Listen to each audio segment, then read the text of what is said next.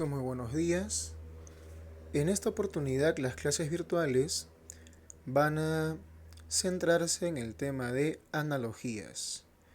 Ustedes saben bien que este tema es muy sencillo, muy simple, así que empezamos de una vez, ¿sí? A ver, una analogía es una relación que se establece entre dos palabras, las mismas que de un modo u otro se familiarizan ya que pertenecen a un mismo campo semántico. Esto es muy sencillo de entender. Por ejemplo, si yo digo borrador y tajador, son palabras análogas porque ambos pertenecen al mismo campo semántico llamado útiles escolares. Si yo, por ejemplo, digo trilce y poemas humanos, también son análogos porque ambos son libros hechos por César Vallejo.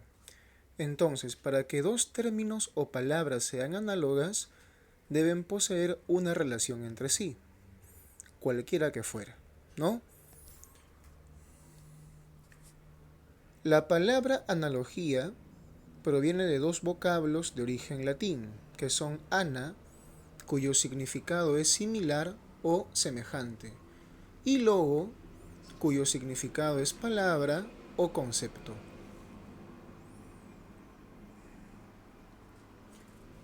Recuerden que en clases, en otras oportunidades, hemos visto muchos tipos de analogías. Son muchos, son incontables. Aquí he seleccionado las más comunes, las más usuales, las que son más conocidas, por así llamarlo.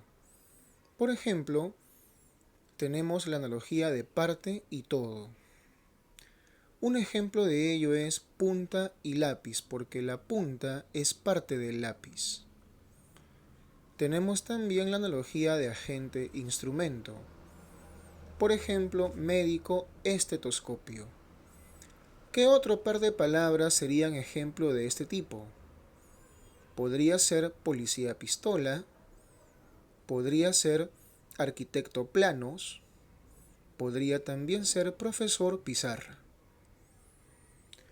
También tenemos la analogía de elemento conjunto. Recuerda que para que tú resuelvas bien este tipo, tienes que conocer palabras que sean conjuntos o también llamados colectivos.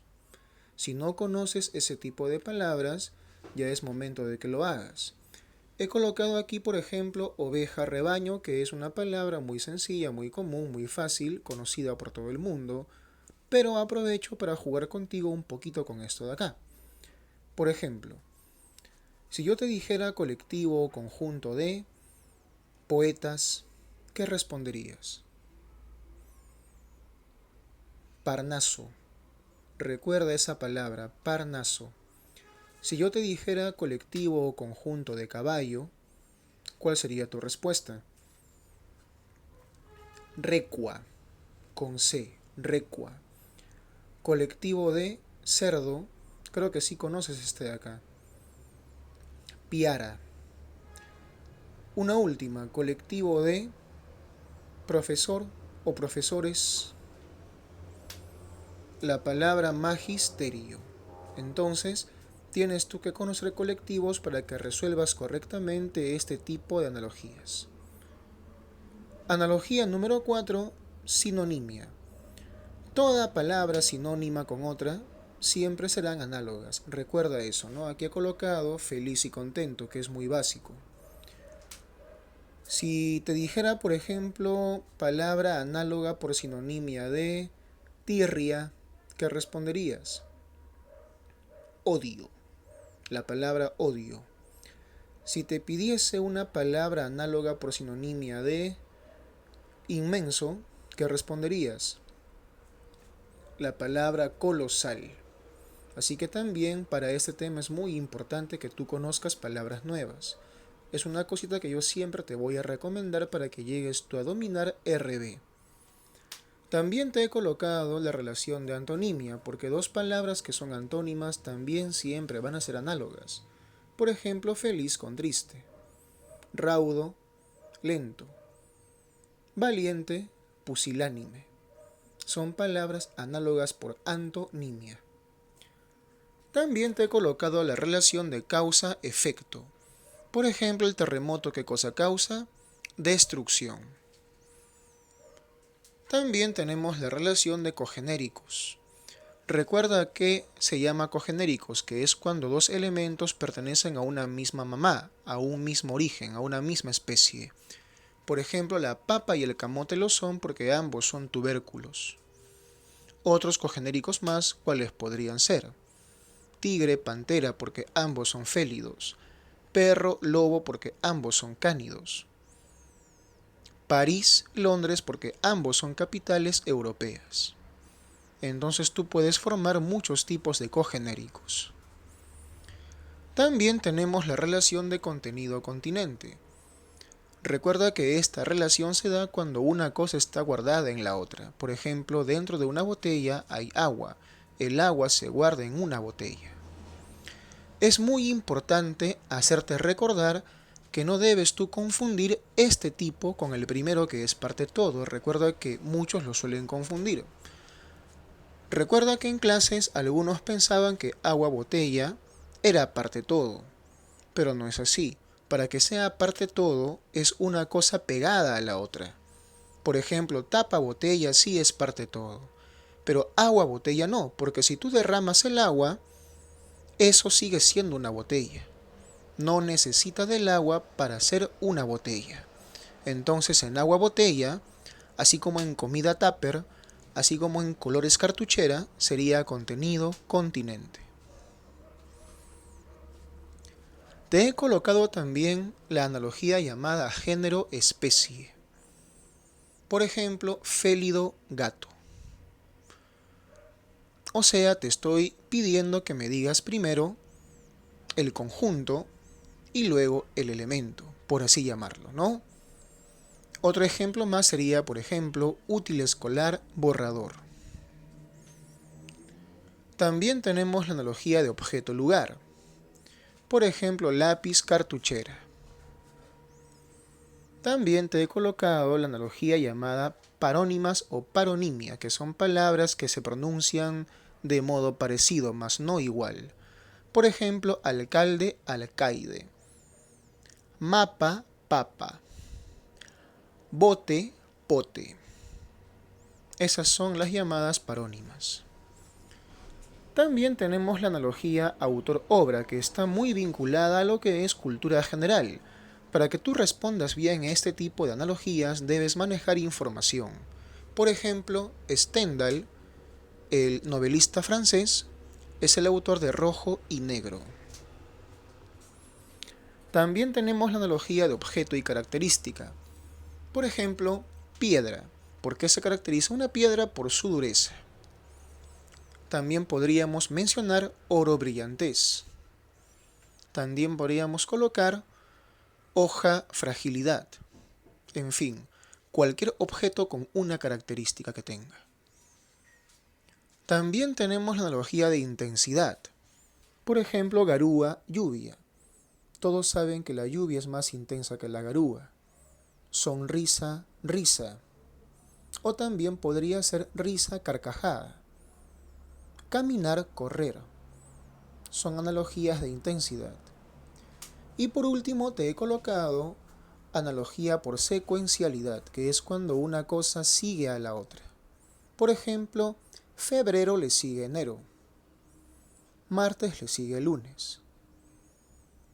Esos son los tipos de analogías que te he colocado yo, pero quiero que recuerdes que hay muchas más, así que también sería bueno que las recuerdes. Recuerda que en el curso de RB se suelen dar pautas o recomendaciones para que tú resuelvas correctamente los ejercicios. Cada tema posee una recomendación particular, peculiar, distinta de la otra tal vez. En el tema que nos compete el día de hoy, la recomendación o las recomendaciones son las siguientes. Número 1, tienes tú que conocer la mayor cantidad de palabras posibles. Los alumnos, los estudiantes que tengan un bagaje de palabras más amplio, hacen que el tema de analogía se les sea mucho más fácil de responder o resolver. La segunda recomendación es que deben manejar cultura general. Porque imagina que en una analogía, como en el caso de Stendhal, que hace un momento vimos, te coloquen autores y obras. Entonces debes tú manejar información de cultura general. La siguiente recomendación es que debes tener en cuenta el orden en que te presentan una analogía.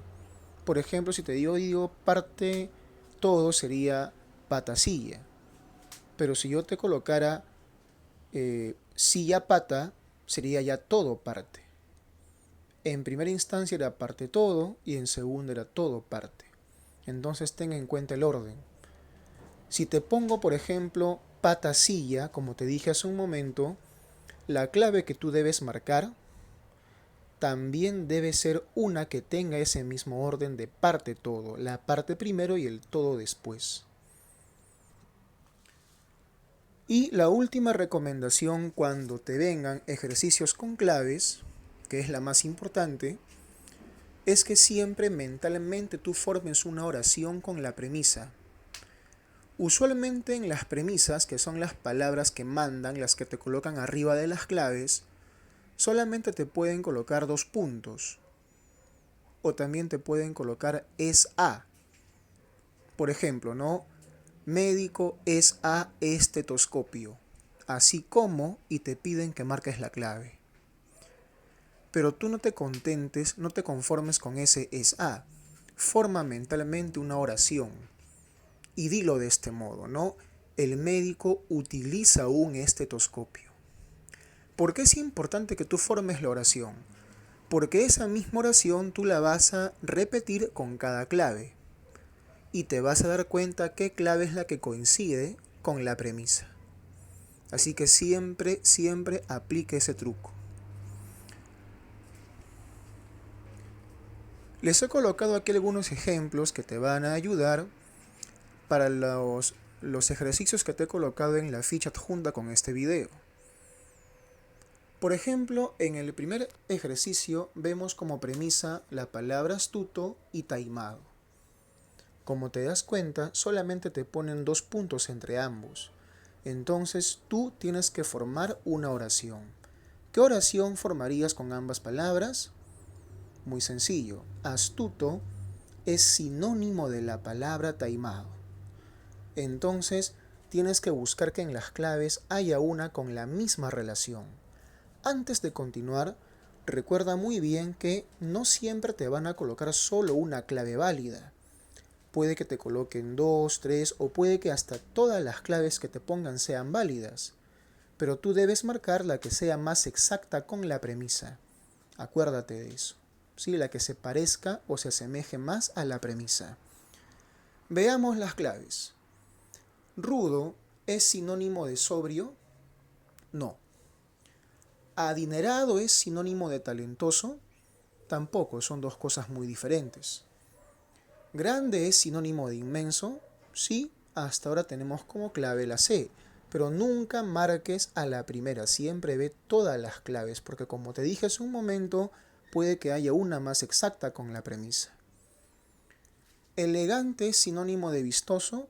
Podría ser, tampoco descartamos esa clave. ¿Ingenioso es sinónimo de creativo? También, son sinónimos las 2 palabras. Entonces, tenemos como posibles claves la C, la D y la E. Pero de las 3, ¿cuál se parece más a la premisa? La clave E. Y te digo la razón. La astucia tiene que ver con la inteligencia. Y también el ingenio, que está en la clave E, tiene que ver con la inteligencia. Entonces, tanto la premisa como las palabras ubicadas en la clave E tienen cierto vínculo con la inteligencia de una persona.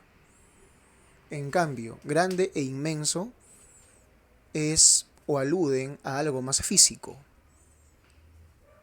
Y elegante, vistoso, también alude a algo físico, aunque para mencionarlo de una vez, elegante no es exactamente un sinónimo de vistoso, porque alguien puede vestir elegantemente, pero sin ser muy vistoso, porque lo elegante también incluye a lo sobrio, a lo no llamativo. Entonces date cuenta cuán importante es que tú conozcas definiciones exactas de palabra. Así que hemos descartado la C y la D y hemos visto que la que más se asemeja a la premisa es la clave E. Porque, repito, tanto las palabras de la premisa como las de esa clave tienen que ver con la inteligencia de una persona. Tenemos también el ejercicio cuya premisa está conformada por las palabras día y semana. Formemos la oración. Un conjunto de días conforman una semana. Veamos qué clave se parece. Un conjunto de noticias forman un periódico. No del todo cierto, porque un periódico también contiene otras cosas aparte de noticias. No todo en un periódico es noticia. ¿Sí? También hay jueguitos, hay diferentes cosas, ¿no?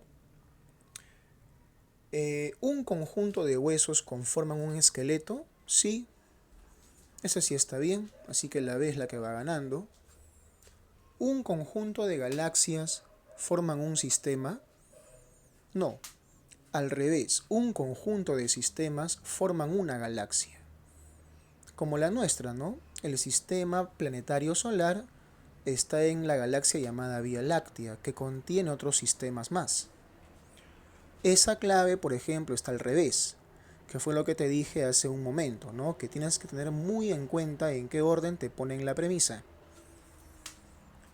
¿Un conjunto de páginas conforman un libro? Sí, también podría ser. Tampoco la descartamos. ¿Y un conjunto de notas forman un pentagrama? No. Así que tenemos la clave B y la clave D. ¿Cuál de las dos se asemeja más a la premisa? Piensa tú. La que se asemeja más a la premisa es la B, hueso, esqueleto. Y te digo por qué. Porque en la clave D, la palabra página no es tan exacta. Era para que te pongan mejor la palabra hoja. Porque así como el día es autónomo y completo por sí mismo, la palabra hoja también es autónoma y completa por sí misma. Porque recuerda que en una hoja hay 2 páginas. Entonces, si en esa clave te hubiesen puesto hoja en vez de página, sería tan exacta como la B. Pero te han puesto la palabra página, que no alude a toda la hoja en sí. Y ahí radica la inexactitud.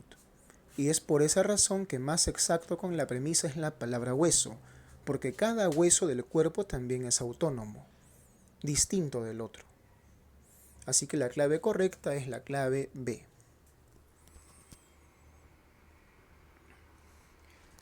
Tenemos un par de ejemplos más.